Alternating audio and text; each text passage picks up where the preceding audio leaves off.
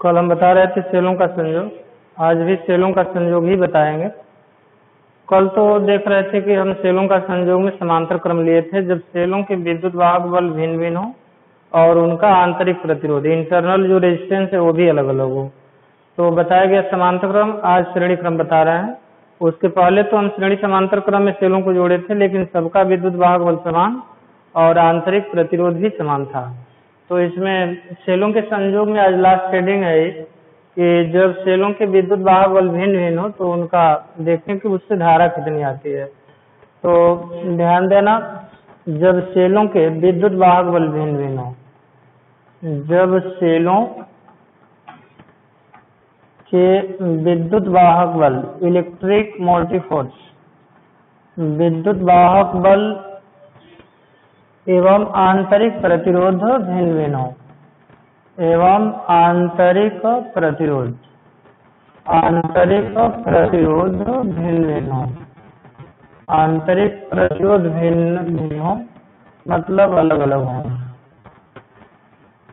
तो श्रेणी क्रम में तो हम बताए थे दोनों को, जैसे सेल में बताए थे दो टर्मिनल जिन्हें इलेक्ट्रोड कहा गया, दो प्लेटें इलेक्ट्रोड, प्लेटों को इलेक्ट्रोड भी कहते हैं, और वे जो इलेक्ट्रोड होते हैं उनमें एक कैथोड और एक एनोड होता है, एक धनावेशित इलेक्ट्रोड और एक ऋण आवेशित इलेक्ट्रोड होती है। तो श्रेणी क्रम में बताए थे कि एक सेल का जो ऋण है दूसरे के धन से और दूसरे का जो धन है तीसरे के ऋण से, तो इस तरह का संयोजन कहलाता है कौन सा क्रम, तो इन सीरीज कहलाता है, श्रेणी क्रम संयोजन कहलाता है। तो इसमें हम मान लेते हैं कि सेल है जिसका विद्युत वाहक बल E1 माने और हम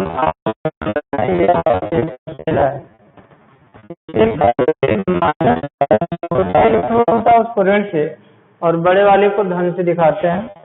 एक दूसरा है सेल जिसके धन को पहले वाले सेल के ऋण से जोड़ा गया है। इस सेल का विद्युत वाहक बल मान नहीं तो और इसका आंतरिक प्रतिरोध मान ले रहा है कि ये R2 है। किस क्रम में सेल जोड़े गए हैं, तो ये जो देख रहे हैं बिंदु, यहाँ मान लेते हैं कि ये है और यहाँ एक बिंदु C है, और यह जो सेलों का संयोग परिपथ में वैद्युत धारा का प्रवाह कर रहा है, मान लेते हैं कि बाह्य प्रतिरोध एक है और इस बाह्य प्रतिरोध का मान हम कैपिटल R लेते हैं।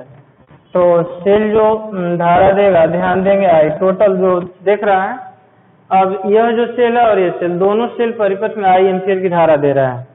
तो इस I एम्पियर का मान हम कैसे निकालेंगे, तो वैद्युत जो धारा होती है परिपथ में धारा, परिपथ में धारा ध्यान देंगे, परिपथ में धारा, परिपथ का मतलब सेल सहित, परिपथ का मतलब सेल सहित में धारा। तो देखो इसके पहले तो हम बताए थे कि कहीं भी धारा लेंगे तो सेल का टोटल विद्युत वाहक बल मतलब कुल विद्युत वाहक बल लेंगे और फिर कुल आंतरिक प्रतिरोध लेंगे। तो इसमें देख रहे हैं प्रतिरोध तो तीन है, एक R1 है, दूसरा R2 और तीसरा बाह्य प्रतिरोध R है। इन तीनों का श्रेणी संयोजन जब करेंगे तो तुल्य प्रतिरोध हो जाएगा R plus R1 plus R2 हो जाएगा। तो धारा I इक्वल टू कुल विद्युत वाहक बल होगा E1 प्लस E2। ध्यान देंगे श्रेणी क्रम में है दोनों सेल, इसलिए दोनों सेलों के विद्युत वाहक बलों को जोड़ लेंगे। यदि समांतर क्रम में रहता तो दोनों सेलों पर विभव क्या, दोनों सेलों पर कि इलेक्ट्रोडों के बीच टर्मिनल विभवांतर या सेल के विद्युत वाहक बल आपस में समान होंगे, बराबर होंगे, लेकिन धारा उसमें अलग अलग लेंगे। तो E1 प्लस E2 तो कुल विद्युत वाहक बल हो गया और कुल प्रतिरोध होगा R plus R1 plus R2 लिख सकते हैं। ये परिपथ में धारा होगी कब, जब सेल आपस में श्रेणीबद्ध हो और उनके विद्युत वाहक बल और आंतरिक प्रतिरोध क्या हो, अलग अलग हो। तो इस तरह से हम बताए सेलों के संयोग में विद्युत वाहक बलों को समान लेकर अलग अलग लेकर भी बताया गया। इसके बाद थोड़ा ध्यान देंगे, ये जो सेल है, जैसा कि सेल जानते हैं दो प्रकार का, शुरू में ही बताए थे कि दो तरह का वैद्युत सेल होता है, इलेक्ट्रिक सेल, एक प्राइमरी और एक सेकेंडरी होता है। तो प्राइमरी से तो हम केवल धारा लेते हैं, चार्ज नहीं किया जा सकता, लेकिन सेकेंडरी जो कॉइल होता है उससे धारा लेते हैं। सेल जब डिस्चार्ज हो जाता है तो पुनः उसको चार्ज भी किया जाता है। एक चीज आएगी, एग्जामिनर पूछ सकता है, कभी कभी एग्जाम में पूछा जाता है वोल्ट मीटर। तो वोल्ट मीटर का नाम तो जानते होंगे, बताया गया होगा वोल्ट मीटर क्या होता है। यदि नहीं बताया गया होगा तो ध्यान दो कि दो बिंदुओं के बीच वोल्ट मीटर विभवांतर पोटेंशियल डिफरेंस मापता है। और ये जो विभवमापी इसी लेसन में है, आगे पोटेंशियोमीटर भी है, प्रयोग में भी है और थ्योरी में भी है, बताएंगे। तो विभवमापी जो होती है वो भी किन्हीं दो बिंदुओं के बीच विभवांतर या किसी सेल के विद्युत वाहक बल की माप करने में उसका हम उपयोग करते हैं। लेकिन एक आता है वोल्टामीटर, ध्यान देंगे। ये वोल्ट मीटर का मतलब समझिएगा कि ये किन्हीं दो बिंदुओं के बीच का ये विभवांतर मापता है। और कोई कह दे कि वोल्टामीटर क्या होता है, वोल्टामीटर क्या ये दोनों एक ही चीज है या अलग अलग है? तो ध्यान देंगे ये वोल्ट मीटर तो विभवांतर मापने का एक यंत्र है जिसमें ये चालक के सिरों के बीच यदि वोल्ट मीटर को हम जोड़ दें तो चालक के सिरों के बीच विभवांतर की माप देता है वोल्ट मीटर। और वोल्ट मीटर का प्रतिरोध बहुत उच्च रखेंगे तो इसकी माप जो होगी यथार्थ होगी। लेकिन ये बात है, ये वोल्टामीटर क्या है? नाम सुने होंगे रजत वोल्टामीटर, रजत वोल्टामीटर का नाम सुने होंगे, या जल वोल्टामीटर का भी नाम सुने होंगे, जल वोल्टामीटर, या ताम्र वोल्टामीटर का भी नाम सुने होंगे, ताम्र वोल्टामीटर। तो देखो बता रहे हैं, कोई पूछेगा कि ये वोल्टामीटर क्या है, इसको लिखना नहीं होगा नोट में, केवल समझेंगे, समझे रहेंगे, कहीं आएगा काम करेगा। ये वोल्टामीटर का मतलब होता है एक प्रकार का पात्र, बर्तन। मतलब वोल्टामीटर एक प्रकार का ऐसा पात्र होता है जिसमें वैद्युत अपघटन की क्रिया संपन्न कराई जाती है। तो वैद्युत अपघटन की क्रिया जिस पात्र में संपन्न कराई जाती है उसे ही हम वोल्टामीटर कहते हैं। जानते होंगे, केमिस्ट्री में वैद्युत अपघटन पढ़े होंगे। तो वैद्युत अपघटन, अब बात है कि ये रजत वोल्टामीटर क्या है। तो देखो ये रजत वोल्टामीटर मतलब एक ऐसा पात्र में और उसमें सिल्वर नाइट्रेट AgNO3 का जलीय विलयन रखेंगे और धातु की दो प्लेटों को दबाएंगे तो वह उसमें वैद्युत अपघटन की क्रिया संपन्न हो जाएगी। आयन जो होंगे धनायन और ऋण आयन इलेक्ट्रोडों, मतलब एक इलेक्ट्रोड से दूसरे इलेक्ट्रोड को चलना प्रारंभ कर देंगे। इलेक्ट्रोड दबाते ही आयनों के चलने से धारा भी क्या होती है, वो सेल के अंदर बहने लगती है। और जब ऊपर आप बाहर आते हैं सेल के बाहर तो उसमें तो इलेक्ट्रॉनों के चलने के कारण धारा होती है। तो सिल्वर नाइट्रेट का जलीय विलयन जिस पात्र में रखकर वैद्युत अपघटन की क्रिया संपन्न कराते हैं वह वोल्टामीटर कहलाता है, रजत वोल्टामीटर। ये जल वोल्टामीटर जानते हैं, जल भी ये वैद्युत अपघट्य है। जल में भी जानते हैं वैद्युत धारा यदि प्रवाहित कर दी जाए तो H+ और OH- आयन के बीच वो विघटित होने लगता है। कहने का मतलब जल वोल्टामीटर एक ऐसा पात्र है जिसमें H2O जल रखकर वैद्युत अपघटन की क्रिया संपन्न कराई जाती है तो उसको कह दिया जाता है कि ये जल वोल्टामीटर है। और ये ताम्र वोल्टामीटर, ताम्र वोल्टामीटर मतलब कॉपर सल्फेट का जलीय विलयन, CuSO4 का जलीय विलयन लेकर और उसमें जब वैद्युत अपघटन की क्रिया संपन्न कराएंगे तो उस प्रकार का ये जो वोल्टामीटर है क्या कहलाएगा, उस प्रकार का ये वोल्टामीटर कहलाएगा ताम्र वोल्टामीटर। तो कम से कम याद रखने के लिए ये रखेंगे, दिमाग में बात रखेंगे। रजत का मतलब AgNO3 सिल्वर नाइट्रेट, जल का मतलब जानते हैं H2O और ताम्र का मतलब वो CuSO4 कॉपर सल्फेट का जलीय विलयन। तो जिस पात्र में रखकर वैद्युत अपघटन की क्रिया संपन्न कराई जाती है वही होता है वोल्टामीटर। तो समझ गए वोल्टामीटर और वोल्टमीटर। वोल्टमीटर विभव मापने का एक उपकरण और वोल्टामीटर एक प्रकार का पात्र है जिसमें कि वैद्युत अपघटन की क्रिया संपन्न होती है। और इसके बाद तो हम बहुत इंपॉर्टेंट चीज बताएंगे इसमें आगे, और न्यूमेरिकल क्वेश्चन भी इसमें थोड़ा जटिल होगा। और इलेक्ट्रिक का ये लास्ट लेसन चल रहा है, उसके बाद मैग्नेट शुरू करके और ये फर्स्ट पेपर फिजिक्स का समाप्त हो जाएगा। ध्यान देना। देखो ही तो हम सेलों के बारे में बता रहे थे, शुरू से लेकर अब तक बताया गया सिर्फ सेलों के बारे में। अब देखेंगे एक वैज्ञानिक था किरचॉफ, नाम सुने ही होंगे। किरचॉफ जो वैज्ञानिक था वह विकिरण के संबंध में नियम दिया है। जैसे विकिरण संबंधी किरचॉफ का नियम कक्षा 11 में पढ़े होंगे। कक्षा 12 में भी है विकिरण किरचॉफ का नियम, लेकिन इसमें विकिरण संबंध नहीं, इसमें धाराओं के संबंध में किरचॉफ का नियम 2 दिया है। किरचॉफ का नियम तो देखो, किरचॉफ के नियम में तो बताएंगे भी, किरचॉफ का पहला नियम बताएंगे, किरचॉफ का दूसरा नियम धाराओं के संबंध में। तो किरचॉफ से जो लॉ होगा उसका फर्स्ट लॉ क्या है, प्रथम क्या है, तो प्रथम नियम को धाराओं का भी नियम कहेंगे। एग्जाम में पूछता है, किरचॉफ के नियम का उल्लेख करने के लिए देगा, तो पहला नियम किरचॉफ का ध्यान से सुनो, किरचॉफ का नियम, किरचॉफ लॉ, किरचॉफ का नियम।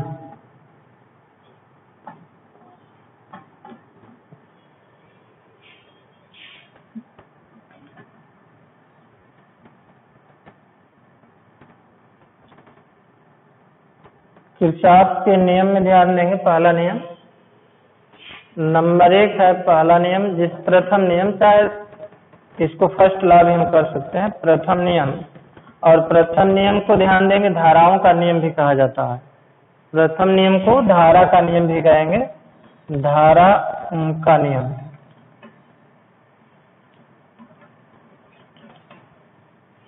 इस नियम के अनुसार ध्यान देना, सन 1842 ईस्वी में ये जो किरचॉफ है, वैज्ञानिक वो 2 नियम बताए थे, जिनमें पहला नियम इस प्रकार है कि किसी संधि पर मिलने वाली सभी धाराओं का बीजगणितीय योग शून्य होता है। याद रखना, परिपथ में किसी संधि पर, जंक्शन पर मिलने वाली समस्त धाराओं का बीजगणितीय योग शून्य होता है, अर्थात सिग्मा इक्वल्स टू 0, अर्थात सिग्मा इक्वल्स टू ये 0 होता है। तो ध्यान देंगे एक बार और इस नियम को, परिपथ में किसी संधि पर, जंक्शन पर मिलने वाली सभी धाराओं का बीजगणितीय योग शून्य होता है, अर्थात सिग्मा इक्वल्स टू 0। अब इस नियम को थोड़ा समझेंगे तो ध्यान दो, हम मान लेते हैं एक जंक्शन है और यहाँ हम जोड़ रहे हैं, कई वायर ला रहे हैं, कई वायर लाकर जोड़ रहे हैं। जैसे ध्यान दो, एक ये है परिपथ जिसमें I1 धारा है, और एक यह है जिसमें I2 धारा है, और एक यह है जिसमें की धारा है I3। अब इसमें अब ये सभी धाराएं इस संधि O, जंक्शन को हम O से मान रहे हैं कि इसी पर ये सभी धाराएं आकर मिल रही हैं। तो सभी धाराएं आएंगी तो यहाँ तो आकर रुकेंगी नहीं, इससे निर्गत भी होंगी। तो हम मान लेते हैं कि 2 धारा निर्गत हो जा रही है, एक I4 धारा निर्गत हो रही है और दूसरी धारा I5 निर्गत हो जा रही है। अभी हम कहें कि सभी धाराओं का किसी संधि पर मिलने वाली समस्त धाराओं का बीजगणितीय योग शून्य होता है।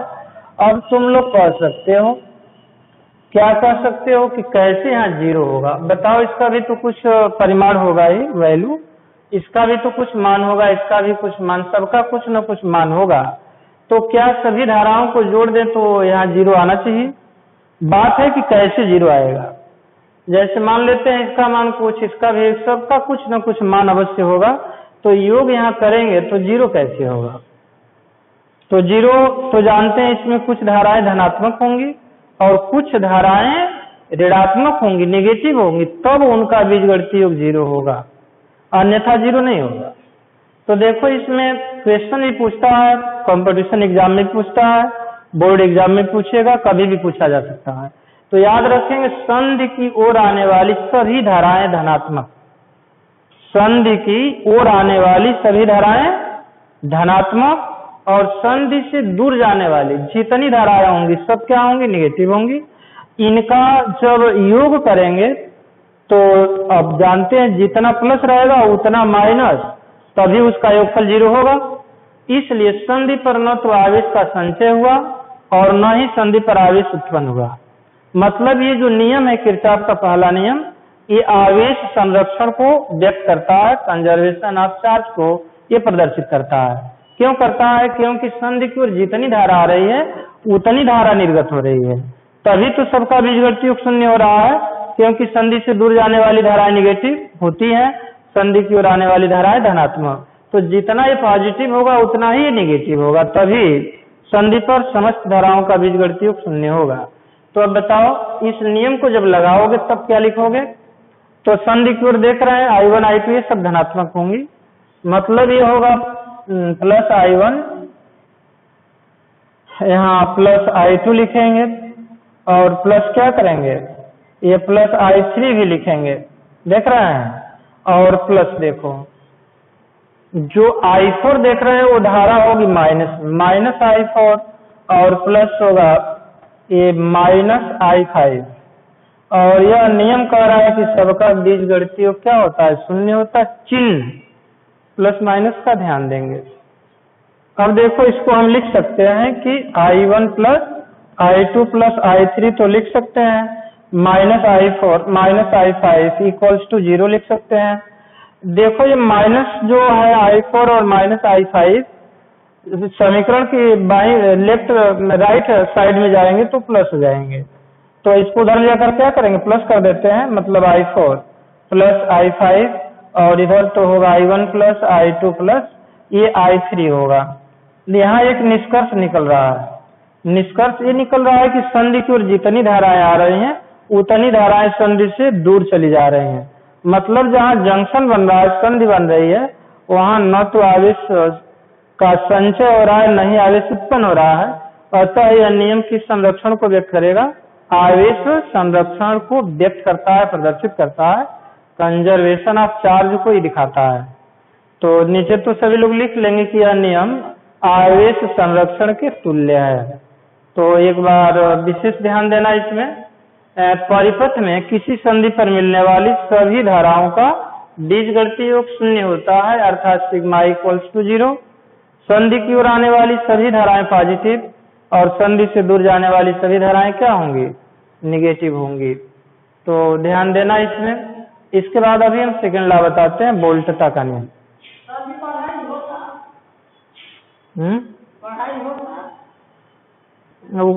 ऑनलाइन क्लास चल रहा है, लगा है ना वहाँ, तो जो लड़के घर पर होंगे तो सब उसी में देख कर पढ़ेंगे। अच्छा, तो 12 पढ़ाता हूँ, 12 का चल ही रहा है, 10 का 12 का।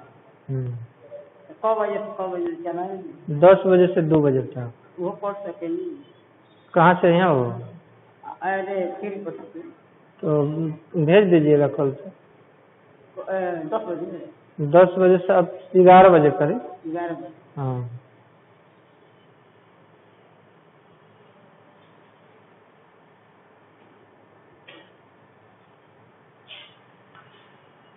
इसके बाद सभी लोग ध्यान देंगे, ये जो किरचॉफ लॉ है इसका द्वितीय नियम बहुत इम्पोर्टेंट, थोड़ा जटिल भी होगा इससे, और उस पर तुम लोगों का जो टेक्स्ट बुक है उसमें अधिकांश क्वेश्चन सेकंड लॉ पर ही दिया है। बहुत जटिल तो होगा ही, समझ जाएंगे तो एकदम बिल्कुल आसान हो जाएगा। ध्यान देना, किरचॉफ का द्वितीय नियम, ये टेक्स्ट बुक में फिगर दिया होगा, फिगर देकर उसमें एक से एक फिगर दिया होगा, सवाल पूछा होगा, पूछोगे तो हम बताएंगे भी, ध्यान देना। किरचॉफ का ये द्वितीय नियम,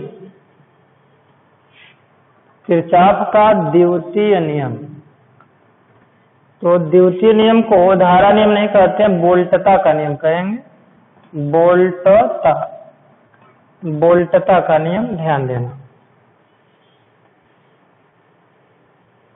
इस नियम को तो पहले ध्यान से सुनो, अभी हम फिगर द्वारा भी व्याख्या करेंगे इसका, और इसमें चिन्हों का भी विशेष ध्यान देना पड़ेगा, प्लस माइनस का। बहुत से लड़के चिन्ह में ही गलत कर देंगे, सवाल सही रहते हुए गलत हो जाता है। देखो ये धाराओं का जो नियम अभी हम बताए, किसी संधि पर, परिपथ के किसी संधि पर मिलने वाली सभी धाराओं का बीजगणितीय योग शून्य होता है, अर्थात सिग्मा इक्वल्स टू 0 हम बताए हैं और दिखाए भी हैं कि संधि की ओर आने वाली जितनी धाराएं होंगी दूर जाने वाली धाराओं के बराबर होंगी। मतलब संधि पर न तो आवेश उत्पन्न होता है और न ही उसका संचय होता है, मतलब ऊर्जा का नहीं, ये आवेश संरक्षण के तुल्य होता है।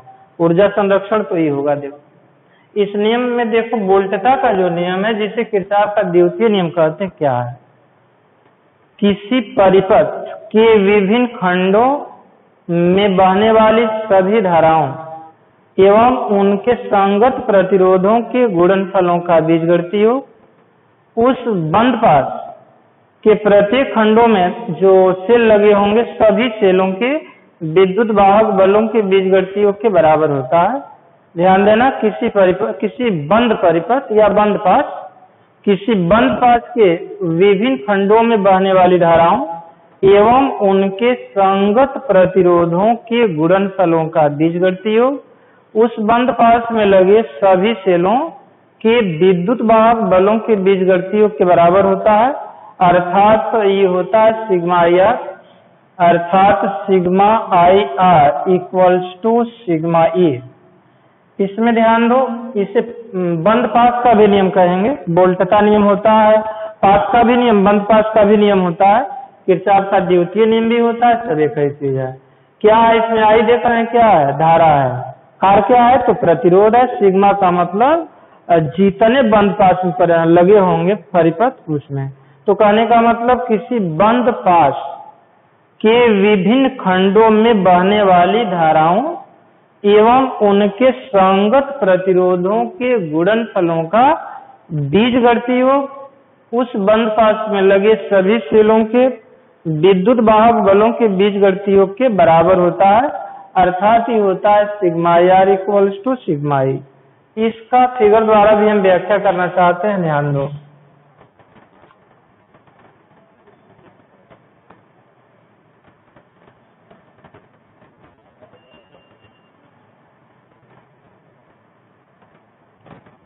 यहाँ एक हम सेल ले रहा है, E1 इसका विद्युत वाहक बल है और इस सेल का जो इंटरनल रेजिस्टेंस है उसको हम R1 मान ले रहे हैं।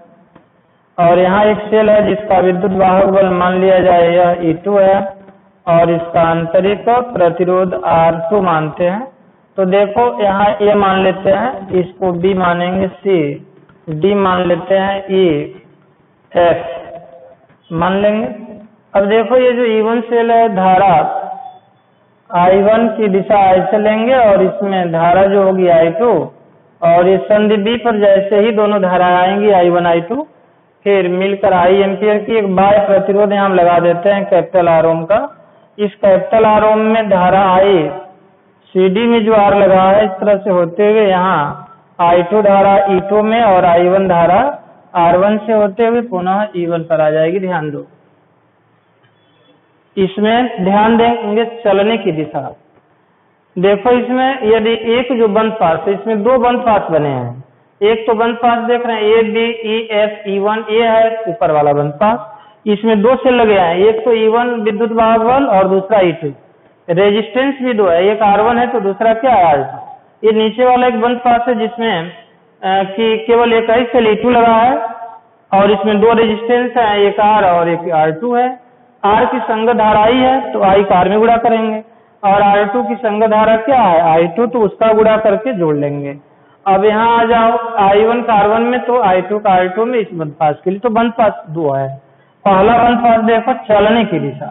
देखो जब एक बंद पास में यदि हम क्लॉकवाइज चल रहा है तो दूसरे बंद पास में भी क्लॉकवाइज ही चलेंगे। कुछ लोग मिस्टेक कर देते हैं, जैसे क्लॉकवाइज चलेंगे एक में तो दूसरे में एंटी क्लॉकवाइज चल दिए, वहीं मिस्टेक हो जाता है।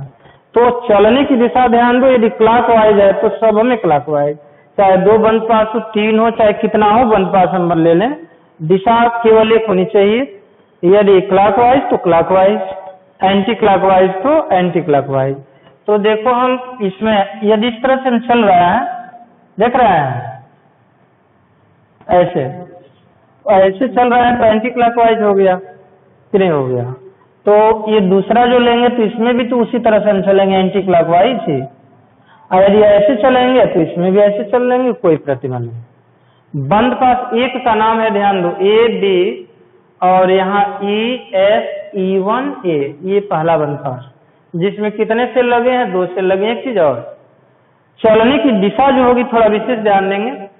यदि हम सेल में ध्यान दें, सेल का जो विद्युत वाहक बल निगेटिव भी होता है और पॉजिटिव भी होगा। विद्युत वाहक बल कब निगेटिव होगा, तो यदि हम प्लस से माइनस को चल दिए, जो बड़ी वाली इलेक्ट्रोड है वो है प्लस और छोटी वाली इलेक्ट्रोड को माइनस मानेंगे। तो यदि बड़ी से छोटी की ओर आ रहा है, मतलब प्लस से माइनस की ओर आ रहा है, तो E1 को पॉजिटिव लेंगे। यदि हम माइनस से प्लस की ओर आ रहे हैं तब E1 को क्या करेंगे, निगेटिव लेंगे। इस बात का विशेष ध्यान देंगे। प्लस से माइनस की ओर प्लस, अब माइनस से प्लस की ओर तो वही E1 क्या हो जाएगा, माइनस हो जाएगा। ध्यान दो। अब हम बंद पास एक लेना चाहते हैं, कौन सा, पहला बंद पास, मतलब बंद पास पहला जो देख रहे हैं बंद पास वह है A B E F E1 ए में। जब इस नियम को लगाओगे तब क्या होगा, अभी हम बता रहे थे, परिपथ के किसी बंद पास, मतलब किसी बंद पास के विभिन्न खंडों में बहने वाली धाराओं एवं उनके संगत प्रतिरोधों के गुणनफलों का बीजगणितीय योग उस बंद पास में लगे सेलों के विद्युत वाहक बलों के बीजगणितीय योग के बराबर होता है, अर्थात sigma R equal to sigma E होता है। अब बंद पास एक जो देख रहे हो, इसमें जान ही रहे हैं कि दो धाराएं का I1 है, क्या है, I2 है। तो I1 का संगत प्रतिरोध क्या है, तो यहाँ भी ध्यान देना, यदि धारा की दिशा में चलेंगे तो I1 R1 पॉजिटिव, और धारा की दिशा के विपरीत चलते हैं, जैसे देख रहे हैं I2 इधर आ रही है, हम इधर जा रहे हैं, दिशा विपरीत होगी तो ये I2 R2 क्या होगा, निगेटिव होगा। जहां दिशा विपरीत निगेटिव और दिशा में चलेंगे तो पॉजिटिव। तो बताओ यहाँ I1 R1 को तो हम पॉजिटिव लिख दे रहे हैं, I1 R1 पॉजिटिव हुआ और ये प्लस, लेकिन जानते हैं बीजगणितीय कर रहे हैं, ये I2 जो धारा है देख रहे हैं कि आ रही है सीधे बंद पास एक में जो चल रहे हैं उसके ठीक विपरीत आ रही है, इसलिए हम यहाँ लिखेंगे माइनस I2 R2। अब इसमें केवल दो ही धारा है, दो ही संगत प्रतिरोध है, यदि एक आध और आता तो उसको भी यहाँ लिख देते, लेकिन वो है नहीं। अब सेलों के विद्युत वाहक बल पर थोड़ा विचार करो, E1 और E2 में कौन पॉजिटिव होगा, कौन नेगेटिव होगा, अभी हम बताएं। प्लस से माइनस की ओर तो E2 क्या होगा, पॉजिटिव, और जब ऐसे आ रहे हैं तो इसमें देख रहे हैं कि निगेटिव से पॉजिटिव की ओर आ रहा है, इसलिए E1 क्या होगा, निगेटिव होगा। मतलब यहाँ होगा E2 तो पॉजिटिव हुआ प्लस माइनस हो जाएगा E1, माइनस E1 इसलिए हो रहा है क्योंकि हम यहाँ निगेटिव जो प्लेट है उससे हम पॉजिटिव प्लेट की ओर चल रहे हैं, इसलिए चिन्ह हुआ माइनस का, अर्थात तो ध्यान देंगे यहाँ I1 R1 minus I2 R2 equals to E2 minus E1। इस तरह से एक समीकरण बन गया। ऐसा ही क्वेश्चन तुम लोगों के बुक में, टेक्स्ट बुक में तमाम क्वेश्चन मिलेगा सॉल्व करने के लिए, लगा कर आएंगे, नहीं आता हम बताएंगे तुम लोग। ये हुआ समीकरण नंबर 1। और बंद पास 2 में भी देख रहे हैं, यदि किरचॉफ का हम नियम लगाना चाहे बंद पास 2 में, बिल्कुल इसी प्रकार बंद पास, ध्यान देंगे, इसी प्रकार बंद पास BCD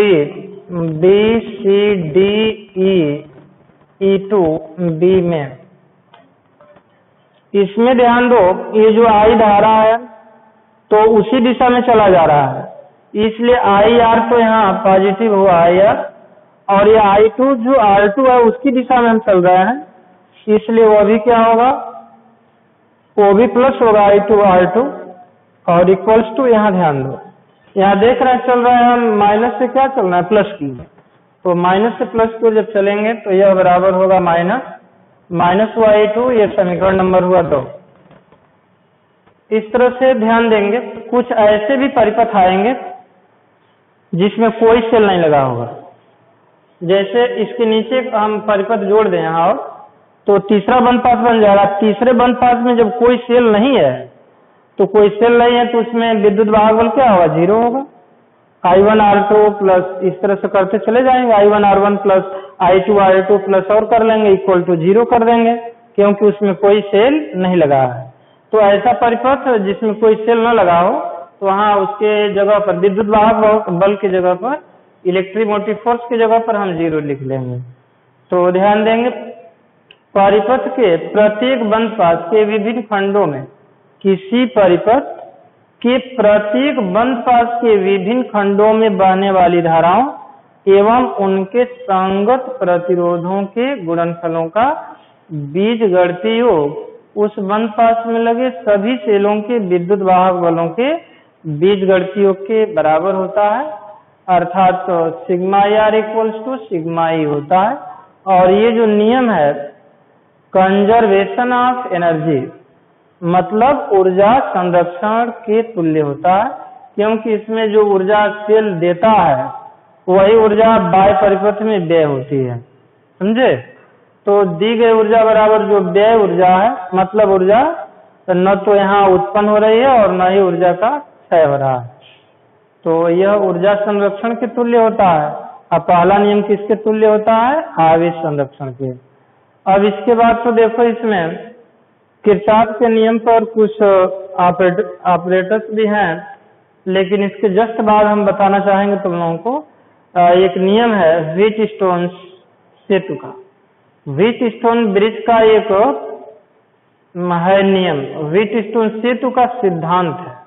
उस सिद्धांत को बताएंगे और दो उपकरणों के बारे में बताएंगे। एक तो मीटर ब्रिज होगा और दूसरा होगा पोस्ट ऑफिस बॉक्स, लेकिन अब जो है इस सिलेबस से पोस्ट ऑफिस बॉक्स को अलग कर दिया है। तो इसमें हम दो उपकरण का नाम लेंगे, एक मीटर सेतु और एक है विभवमापी पोटेंशियोमीटर। उसके बाद रिलेशन समाप्त होगा। तो पहले तो हम बताना चाहेंगे कि व्हीटस्टोन सेतु का सिद्धांत क्या है और उसका भी हम प्रूफ भी सत्यापन भी करेंगे। व्हीटस्टोन सेतु का सिद्धांत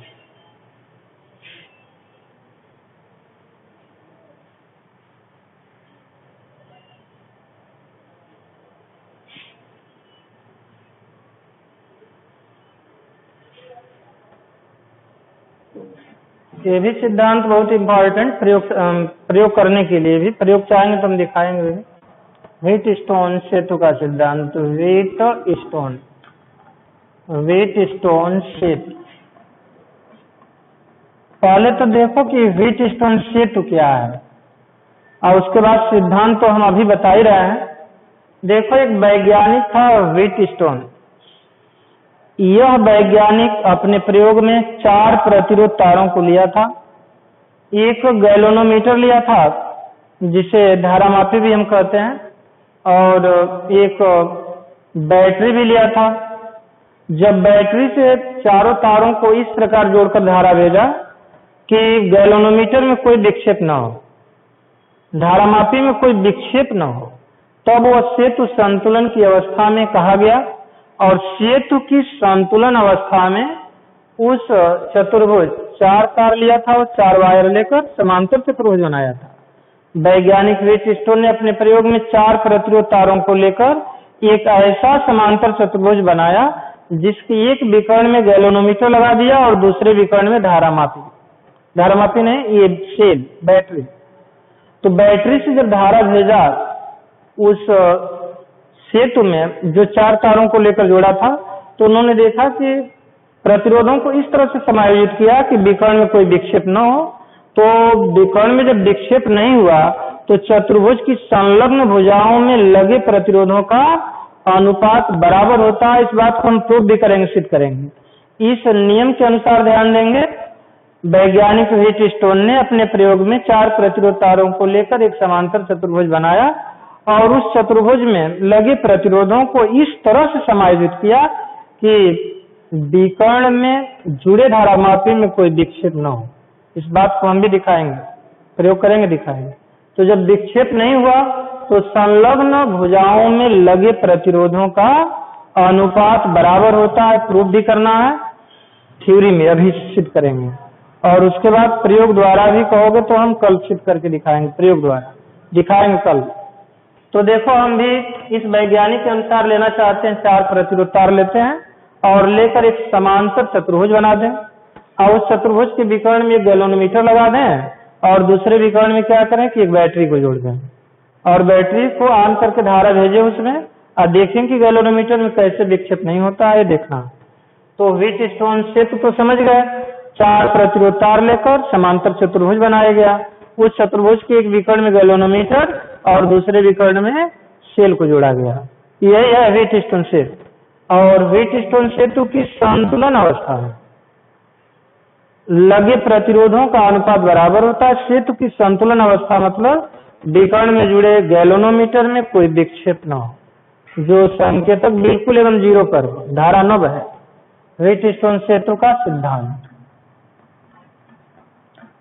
व्हीटस्टोन सेतु का सिद्धांत, और इसका देखेंगे अभी सत्यापन भी, प्रूफ भी देखेंगे, ध्यान देना। सिद्धांत कोई पूछेगा बता देना। सेतु की संतुलन अवस्था में चतुर्भुज की संलग्न भुजाओं में लगे प्रतिरोधों का अनुपात बराबर होता है, अर्थात P/Q = R/S सिद्ध करेंगे। चतुर्भुज तो जानते होंगे, 4 भुजाएं, 4 शीर्ष, 4 कोण, 2 विकर्ण होते हैं। तो एक यह प्रतिरोध लगा है, एक भुजा, इसका हम मान दे ले रहे थे, और ये जो देख रहे हैं ये भी भुजा है। फिर यहाँ से एक प्रतिरोध दूसरा ले लेते हैं, दूसरी भुजा में मान लो P, तो यहाँ एक Q, और यह एक तीसरी भुजा है AD, यह AD मान लेते हैं तीसरी भुजा, और इसमें प्रतिरोध हम R लगा दें। और ये जो DC भुजा है, DC भुजा में कितने ओम का प्रतिरोध लगा दें, तो ये 100 ओम का। देखो ये सब अज्ञात प्रतिरोध हैं। अब इसमें हम क्या करेंगे कि इसका एक तो BD विकर्ण हुआ कि नहीं हुआ, तो BD विकर्ण में क्या लगा दें, एक गैल्वेनोमीटर लगा दें। गैल्वेनोमीटर को G से दिखाएंगे। अभी हम बता रहे थे कि जो दूसरा विकर्ण है AC, उसमें सेल लगाएंगे, बैटरी लगाएंगे। तो इसमें एक बैटरी हम यहाँ स्विच द्वारा एक बैटरी लगा दे रहे हैं, जिसका विद्युत वाहक बल मान लेते हैं, और यहाँ एक कुंजी है, स्विच है, यहाँ एक क्या है, एक कुंजी। अब बताओ इस बैटरी को जब ABCD समांतर चतुर्भुज में जो प्रतिरोध लगे हैं जोड़ेंगे तो धारा बहेगी। यहाँ से आने वाली धारा को, सेल से आने वाली धारा को आई हम मान रहे हैं, और यह धारा जब संधि A पर आएगी तो 2 भागों में क्या होगी, बट जाएगी। प्रतिरोधों के अनुसार 2 भागों में बटेगी। P ओम का जो प्रतिरोध है, इसमें जो बहने वाली धारा होगी उसको हम मान लेते हैं कि I1 एम्पियर की वैद्युत धारा उसमें जाएगी AB में, और दूसरा जो है AD तार है, तो जिसका प्रतिरोध R माना गया है, तो इसमें धारा हमें मालूम नहीं, तो इस धारा को I2 मान लेते हैं। अब चूंकि सेतु संतुलन की अवस्था में है, गैल्वेनोमीटर में कोई विक्षेप नहीं है, तभी ये सेतु संतुलन की स्थिति में होगा। आज विक्षेप यदि आता है तो सेतु संतुलन की स्थिति में नहीं होगा। कल इस चीज को दिखाएंगे। मतलब इसमें धारा I = 0, I3 = 0, मतलब इसमें कोई धारा नहीं है, या इसको हम IG से भी दिखाते हैं, IG = 0, मतलब गैल्वेनोमीटर में कोई विक्षेप नहीं है। ये सेतु क्या है, संतुलन की स्थिति में है। तो बताओ ये BC में धारा कितनी होगी, तो अब BD में तो कोई धारा नहीं है, तो I1 B से आगे निर्गत होगी, तो जो यह AB में धारा है वही BC में भी होगी। Q में बहने वाली धारा को I1 से, और DC जो भुजा है उसमें S प्रतिरोध लगा है, इसमें बहने वाली धारा I2। अभी बताओ संदिग्ध पर ये दोनों धाराएं क्या होंगी, मिलेंगी और मिलकर आगे बढ़ेंगी, तो I बराबर हो जाएगा I1 + I2। हमें प्रूफ करना है, ध्यान दो। सेतु की संतुलन अवस्था में, मतलब विकर्ण में कोई धारा न हो, संलग्न भुजाओं में लगे प्रतिरोधों का अनुपात बराबर होता है। भुजा AB संलग्न BC, मतलब P/Q, और यहाँ देखो AD संलग्न है DC, मतलब R/S, ये बराबर होगा। यही नियम है। सिद्धांत P/Q = R/S सिद्ध करना है, प्रूफ करना है। सेतु की संतुलन अवस्था में समांतर चतुर्भुज की संलग्न भुजाओं में लगे प्रतिरोधों का अनुपात बराबर होता है, अर्थात P/Q = R/S प्रूफ करना है। कैसे इतना आएगा तो ध्यान दो। एक बंद पास यह हम ले रहे हैं, तो दूसरा बंद पास यह ले लेते हैं, तीसरा बंद पास ले लेते हैं। किरचॉफ का द्वितीय नियम लगाएंगे। तो देखो बंद पास जब एक लेंगे तो चलने की जो दिशा है एक ही लेंगे सभी बंद पासों में। तो एक में यदि हम चल रहा है इस दिशा में, ध्यान देना, इस दिशा में चल रहा है, मतलब किस दिशा में चल रहा है, ऐसे क्लॉकवाइज, तो ये बंद पास 2 में भी क्लॉकवाइज ही चलेंगे और ये बंद पास में भी क्लॉकवाइज ही क्या करेंगे, चलेंगे।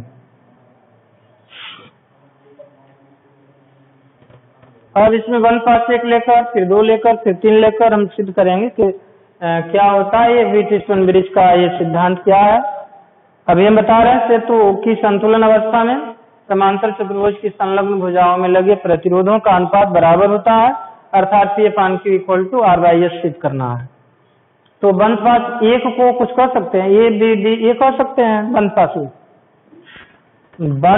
पास A D B, ए में ध्यान दो, अभी हम बताए हैं कि किसी परिपथ के प्रत्येक बंद पास के विभिन्न खंडों में बहने वाली धाराओं एवं उनके संगत प्रतिरोधों के गुणनफलों का बीजगणितीय उस बंद पास में लगे सेलों के विद्युत वाहक बलों के बीजगणितीय के बराबर होता है।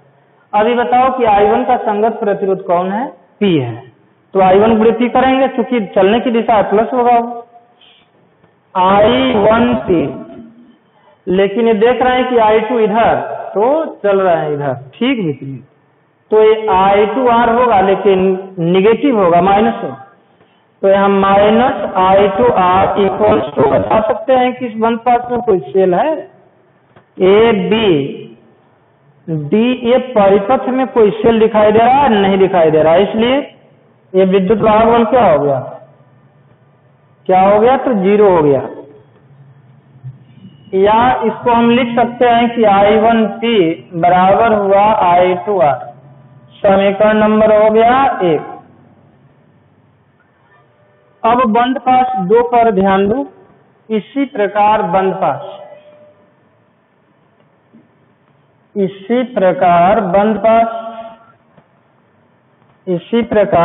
पास कौन सा है, तो BCD में, इसमें देखो I1 क्यों लिखेंगे, क्योंकि I1 दिशा में चल रहा है, उसी दिशा में चल रहा है। I1 क्यों,